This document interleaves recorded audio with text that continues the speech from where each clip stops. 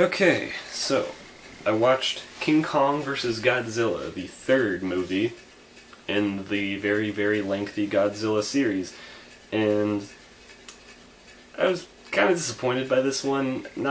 It's not too bad or anything. Just okay.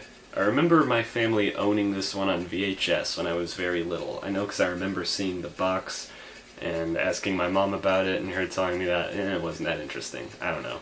I was like 4 years old at the time, so maybe she just didn't want me to get interested in a big violent monster movie or something. I have no idea, but this movie is goofy, first of all. Like, I can't, like there's some stupid stuff that happens in this movie, and I can't even be that mad about it because it feels really self-aware, like it's trying to be kind of silly. And I guess it has to be for a concept like King Kong versus Godzilla.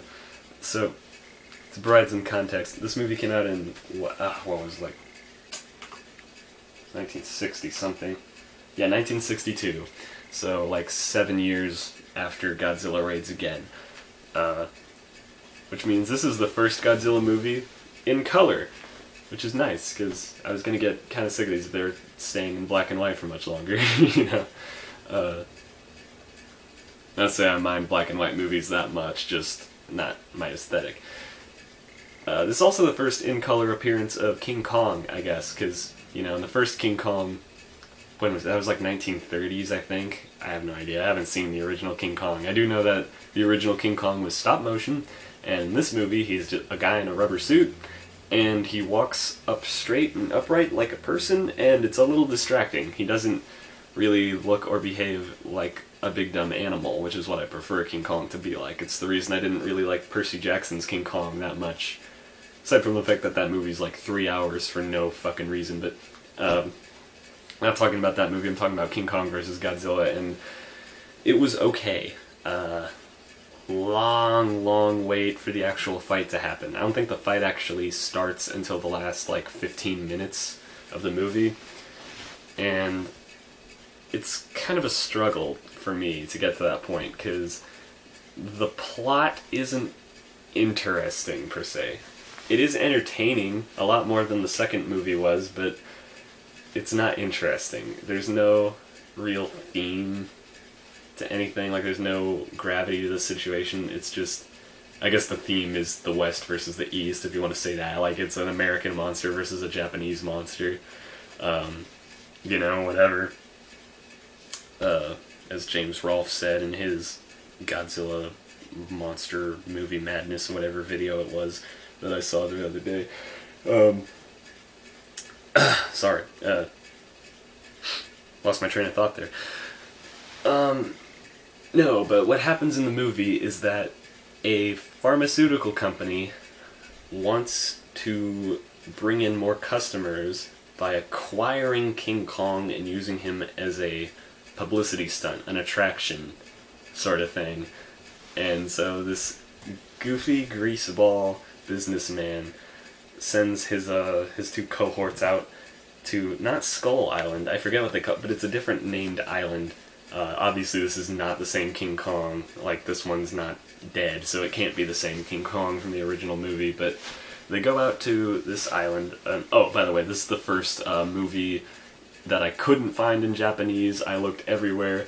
I had to watch this one dubbed in English, and it had extra footage spliced in there that was completely, like, innocuous and stupid, and I was very tempted to skip over the extra scenes because they were just completely useless. But anyway, these two guys go to the island where King Kong lives, and they interact with the natives. There's a kind of funny scene where the natives are trying to get them to go away, and they decide to bring gifts to the natives to convince them to let them stay there longer. And what eventually wins them over is a pack of cigarettes, and all of the natives are like, ooh, cigarettes, and like a little boy asks for one, and they give him two, and his mom takes one from him, and they all just take the cigarettes and stick them in their mouths, and it's like, how do these natives know what cigarettes are, let alone how to use them? Like, I don't even think they do know how to use them, because they didn't have lighters, they just stuck them in their mouths and started sucking on them like idiots. But no. So, Man, oh yeah, and also, like, meanwhile, the movie's also trying to establish the fact that Godzilla is still alive. The same Godzilla from the second movie, which we know that because he was buried under the ice, and in this movie, we see the ice crumble away and Godzilla is awakened, or whatever. And so Godzilla's making his way back to Japan, while these guys over here on this island are trying to, they're just living with the natives for like a day or something, waiting for Kong to show up so they can kidnap him. And eventually, Kong does show up, and he's sort of like the hero, like the natives kind of worship him, and he comes to save them from a giant octopus.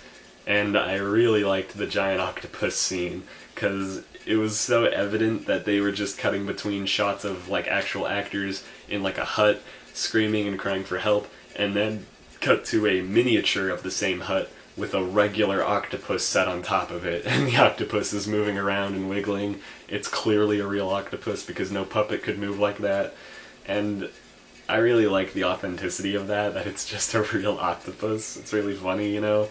Like, that's not the kind of effect you would see in movies today. Everything is CGI all the time, even when they don't have the means to make the CGI look real. CG does not inherently look real.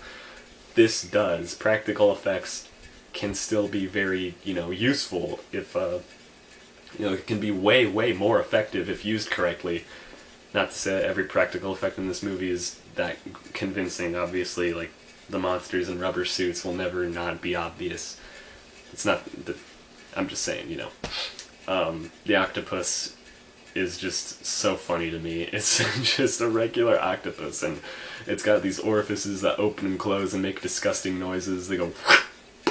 and, like, King Kong shows up to beat the crap out of this octopus, and, they'll show scenes of the actual octopus wriggling, and then it'll cut to King Kong, and he picks up the octopus, and it's clearly a fake one, and he's picking it up and smashing it in the ground, and then suddenly, oh no, it's wrapped his tentacles around him, it's all slimy, and, but yeah, he beats it up and it goes away, and then he drinks these big ol' like drums of whatever, some juice that had some chemicals mixed in it to make him fall asleep or whatever, and so he falls asleep. And so these guys, the two guys who came to the island, they get him hooked up to a raft and they tug him on the back of their boat and they're gonna take him home.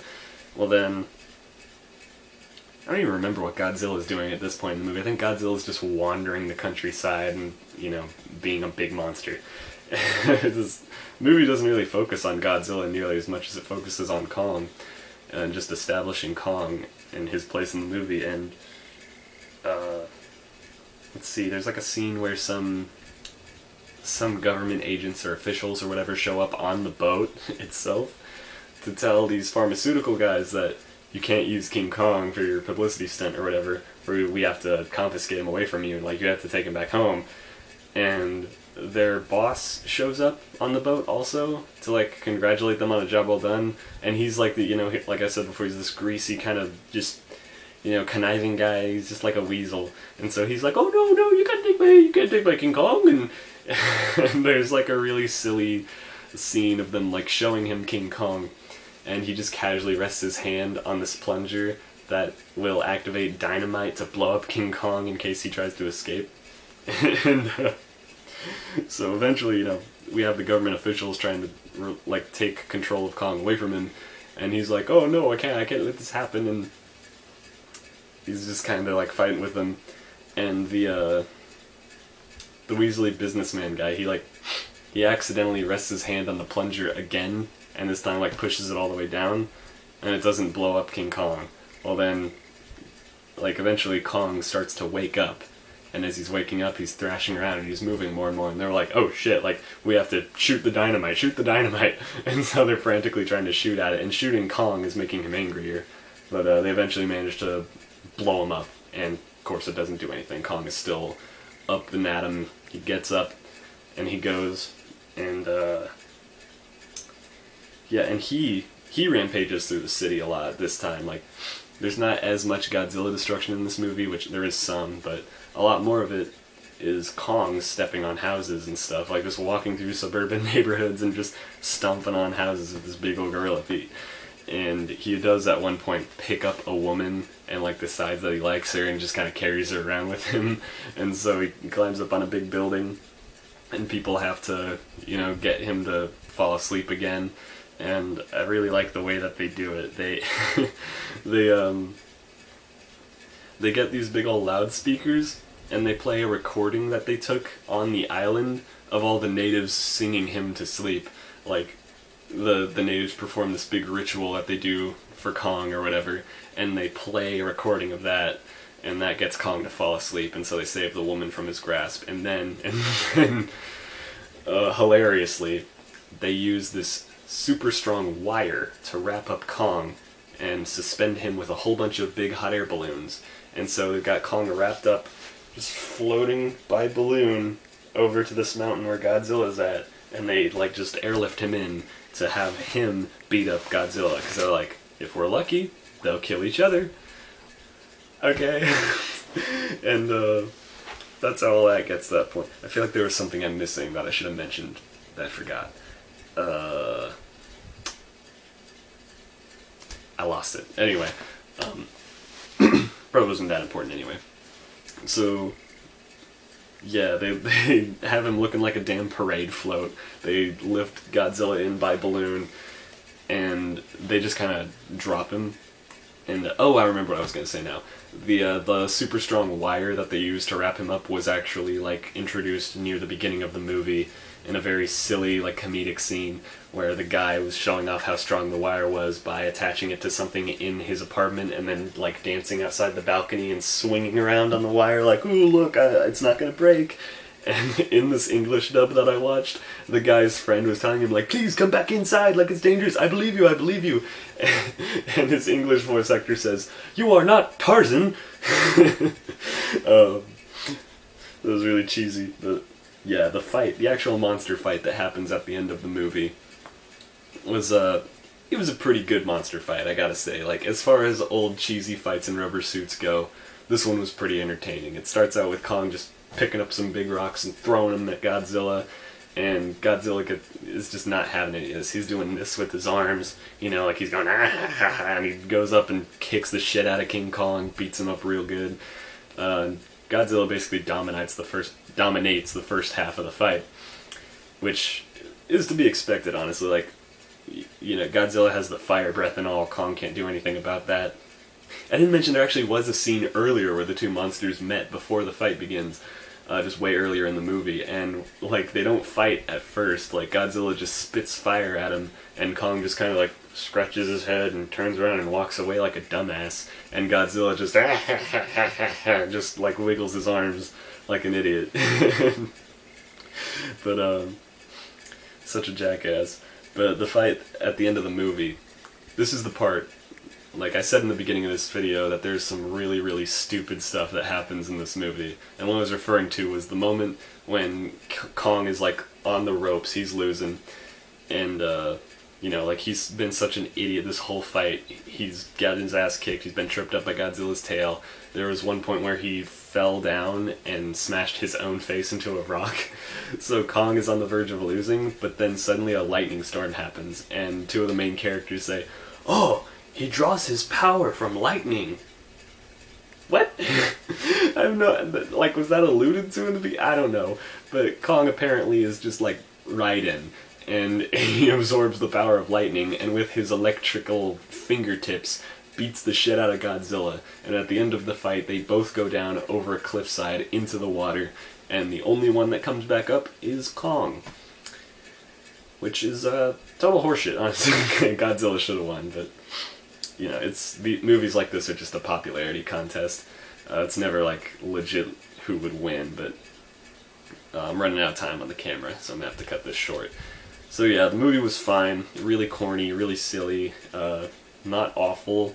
I would have liked it a lot more if there was more monster fighting and it wasn't all just shoved off to the end. Yeah, I don't know, it's just kind of a weird movie. Like, I think I read somewhere that King Kong's lightning powers came from the fact that the movie was originally going to be Frankenstein versus Godzilla. Like, okay, go figure. Yeah, I don't know, strong 5 out of 10 to a light 6. It was okay, I guess.